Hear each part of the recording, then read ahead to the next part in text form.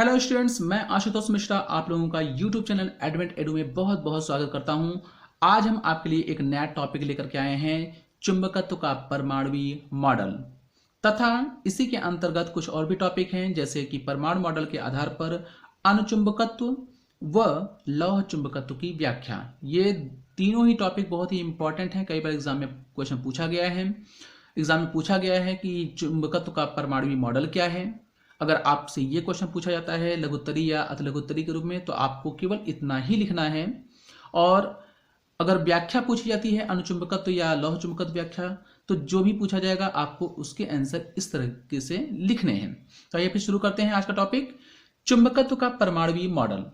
यदि इस पे क्वेश्चन पूछा जाता है तो आप इसका आंसर इस तरीके से लिखेंगे कि पदार्थ के चुंबकत्व के परमाणुवीय मॉडल के अनुसार पदार्थ का प्रत्येक परमाणु इलेक्ट्रॉनों के कक्षीय परिक्रमण तथा चक्रण के कारण उत्पन्न चुंबकीय आघूर्ण के द्वारा एक छोटे चुंबक की भांति व्यवहार करता है तथा इसी आधार पर विभिन्न पदार्थों के चुंबकत्व की व्याख्या की जाती है। अब यह है हमारा परमाणु मॉडल। अब परमाणु मॉडल के आधार पर अणुचुंबकत्व की व्याख्या अगर आपसे पूछी जाती है तो इसका आंसर आप इस तरीके से लिखेंगे कि अणुचुंबकीय पदार्थ बाह्य चुंबकीय क्षेत्र में रखे जाने पर क्षीण चुंबकत्व प्राप्त कर लेते हैं, जैसे platinum, sodium, aluminium, chromium, manganese, copper sulphate आदि। इनके कुछ इलेक्ट्रॉनों का चक्रण एक ही दिशा में होता है, जिससे इनके परमाणुओं में स्थायी चुंबकीय आघूर्ण होता है और वह एक सूक्ष्म दंड चुंबक की भांति व्यवहार करता है। इनके इलेक्ट्रॉनों के चक्रण युग्मित नहीं होते हैं तथा बाह्य चुंबकीय क्षेत्र आरोपित करने पर इलेक्ट्रॉनों के चक्रण चुंबकीय क्षेत्र की दिशा में संरेखित हो जाते हैं,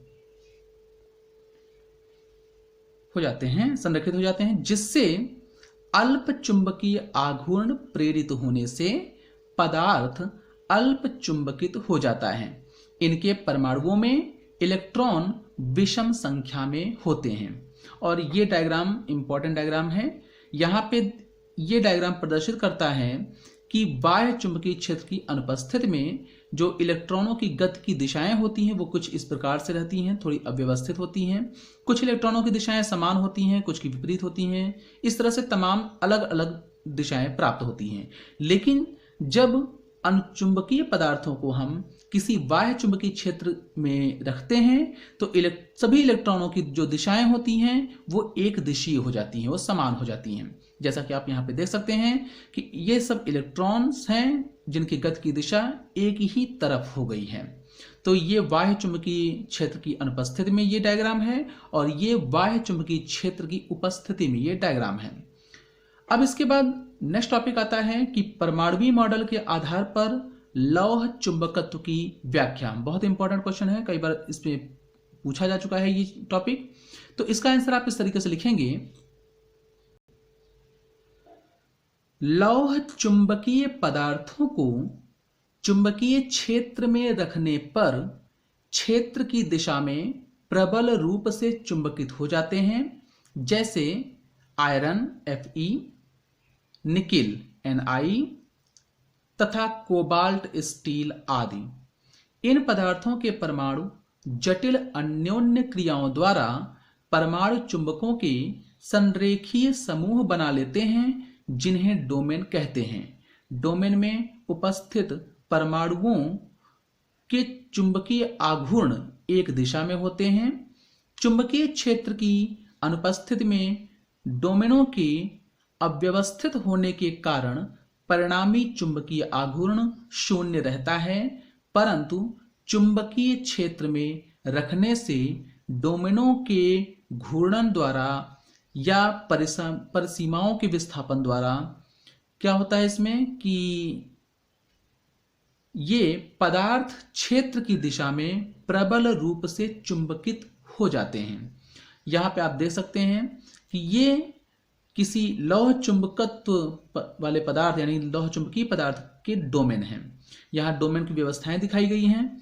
अगर चुंबकीय क्षेत्र अनुपस्थित रहता है तो उस समय इनके डोमेनों की व्यवस्था इस प्रकार से रहती है, तथा इनको बाह्य चुंबकीय क्षेत्र में रखने पर परिसीमाओं के विस्थापन द्वारा इस प्रकार से ये पदार्थ चुंबकित हो जाते हैं, तथा डोमेनों के घूर्णन द्वारा इनका चुंबकन कुछ इस तरीके से हो जाता है। तो ये डायग्राम याद रखिएगा, क्योंकि डायग्राम अगर आप बनाते हैं तो उसका एक स्पेशल इफेक्ट पड़ने लगता है एग्जामिनर के माइंड में। तो इन बातों का आप ख्याल रखिएगा। और वीडियो कैसा लगा आप जरूर बताइएगा, और मिलते हैं आप लोगों से एक अगले नए इंपॉर्टेंट टॉपिक पे। और तब तक के लिए धन्यवाद, और एग्जाम के लिए ऑल द बेस्ट।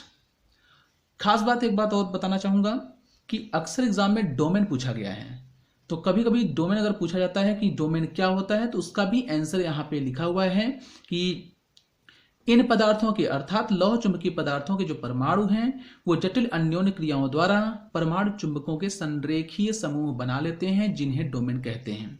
तो अगर आपसे डोमेन पूछा जाता है तो उसका आंसर आप किस तरीके से लिखेंगे, ठीक है। तो जो भी कमेंट्स हो आप हमको जरूर बताइएगा, और एग्जाम के लिए ऑल द बेस्ट।